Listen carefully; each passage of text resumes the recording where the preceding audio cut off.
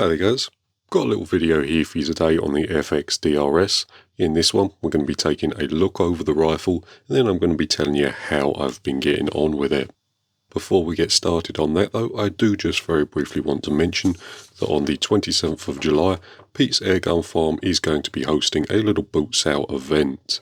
The events themselves are normally really nice little events with plenty of people showing up. So if you want a little more information, pause the video and read the little leaflet on screen now. Now this rifle here is a sub 12 pound rifle in 177 caliber in the synthetic stock. This rifle here was purchased from the Crawley surplus store using my own money. Now I always buy my rifles through the Crawley surplus store because in my opinion they're the best RFD in the country, so a big shout out to them. The other thing that I'll mention is that this rifle here does have a few accessories already installed onto it. So to start off with, we have the Picatinny rail on top. We have a gauge cover on the side there just to hide the standard chrome gauge. I have a Picatinny rail mounted to the front of the rifle so I can fit a bipod. And then I do have a new cocking handle. Now I will say that the Picatinny rail on the top here is in my opinion a required accessory. With the standard dovetail on the rifle it's quite short, finishing at the front of the block here, and I couldn't mount my scope far enough forward in order to get the correct eye relief. The Picatinny rail itself allows us to mount the scope a little further forward, and that allowed me to get the right eye relief for my scope, although if you're using a small magnification scope or a zero eye relief one, you probably could get away with just using the standard dovetail on the block. But apart from that, the rifle is internally standard. There's been no major modifications made to the rifle. With that said, this rifle here is a little different from most other rifles on the market, as the cylinder is around the barrel. So this shroud piece here is actually your air cylinder, and it allows the rifle to keep a nice narrow profile whilst making the rifle look like a traditional rifle. The cylinder capacity is around 200 cc's, and from a 200 bar fill I was able to get around 80 to 90 shots with a rifle. The rifle out the box was running about 760 feet per second using JSB 844 pellets. And the other thing that I will mention is that I didn't find that the pressure inside the cylinder made a tremendous difference to the point of impact. Between full up and around 100 bar, there was maybe 1 or 2 clicks of difference. So I didn't find that the pressure inside the cylinder had a dramatic influence on point of impact. If we take the stock off, I'll give you a quick look at the action, and the action is held on by a single stock bolt which is in the bottom here. With the stock off, you can see that the action itself is a really nicely made piece of kit and nice and compact.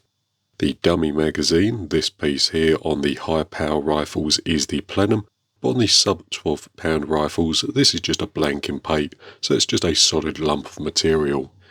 The rifle uses a few standard FX parts found on other rifles, so the trigger is pretty much the same as the one found in the Pantera or the Crown. The regulator is the standard AMP one found in most of the FX lineup, and then the barrel is obviously the STX liner system. I will say that the block connection for the barrel is unique to the DRS, so you can't swap over your impact barrel or something like that, but you should be able to swap the liners. The rifle itself isn't fitted with a power wheel, but you can adjust the hammer spring in the back here, so I'll try and get you a close-up of that. You can see the adjuster in the back there. And as far as I can tell, the hammer and the hammer spring are the same as the one found on the Pantera. The magazine for the rifle is a little mini mag, standard FX style with the removable front and then the drum center. The magazine itself is a mini mag, but it's 16 shots in 177 or 14 in 22.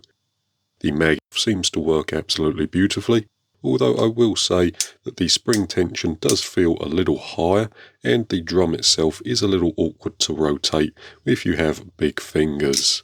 But apart from that, I've had no misfeeds or any problems with the magazine itself, and it seems to shoot quite nicely from one.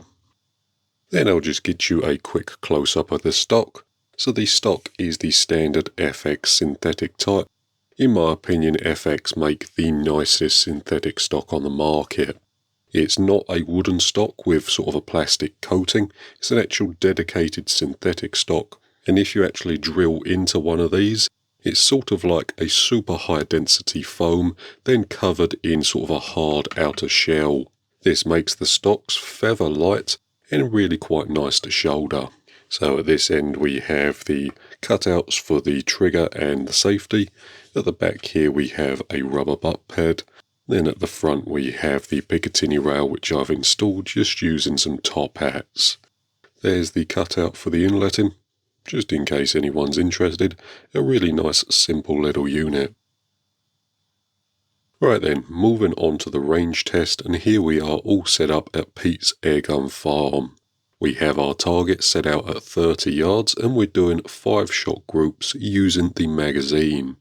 The targets we are shooting are 25mm in diameter with a red dot in the centre.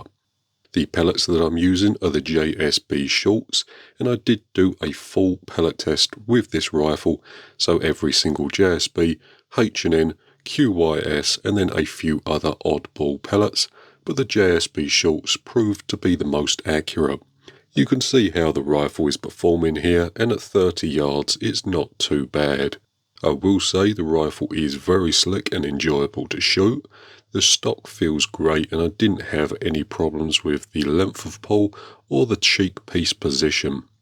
The rifle was nice and consistent over the chronograph, and the average FPS spread over a magazine was around 9 feet per second difference. Moving out to 50 yards and the groups do open up a little bit, but this is an awful long way out for a budget sub £12 rifle. And even so, it would still be accurate enough to hit a few spinners and a few Coke cans, so I'm not super disappointed in it.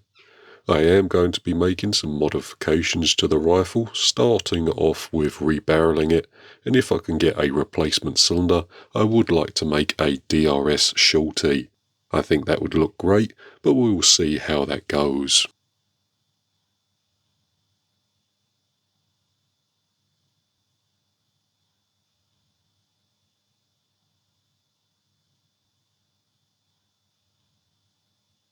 Right then, and here we have the targets we shot at 30 yards and 50 yards respectively. As you can see, the rifle isn't a total laser beam, but as always I can only test the rifle that I bought. Some are going to be better than others, and I will say that the rifle itself is plenty good enough for some backguard and plinking or shooting at tin cans, that sort of thing. If we take a 5p piece, a 5p piece for those outside the UK is 18mm in diameter, and lay them over a few groups, you can see that most fit under that 5p piece quite comfortably at 30 yards, and then at 50 yards the groups do start to open up a little. But there we have it. Maybe with a little bit of tuning and possibly a barrel polish we could tighten things up slightly, but overall I'm not disappointed with the rifle. Right then, we'll finish off with my opinion on the rifle and going over a few things I have observed. First off, the rifle is well built and the block feels very solid. Typical of the quality you would come to expect on other FX rifles. It doesn't feel cheap or nasty, and overall I'm very happy with the rifle. At its current price point of around £750, I think it's the right money for the right rifle. You're getting a quality rifle that works nicely. It's not the most accurate thing in the world, but it's perfectly good enough for backgarden use or light target work, and with a little bit of tuning and fettling, I'm sure you can make it a lot better. I have no major problems with the rifle. I would say that the standard dovetail is a little short, and my rifle does suffer from the same problem that my Pantera had, in that the trigger locks back when you pull through the first stage. So as you can see there, the trigger comes back against the second stage stop and locks into position. The rifle itself is on safe at the moment, so I can't pull through and fire the rifle, but it does this even when the rifle is not on safe. That is a problem I would like to see fixed. It has been present on a couple of FX rifles now, and at some point something's going to have to change in order to fix that little problem. But apart from that, I really like the way the rifle looks, and at some point I would like to get the air-on stock for the rifle and do a little short barrel conversion. If I can get the parts, I think that would make a good video series for YouTube, so you'll be seeing that in my videos to come. But with that all said and done, guys, that's pretty much going to do it for this video here. So thank you very much for watching. I hope it's been interesting, and we'll see you in the next one.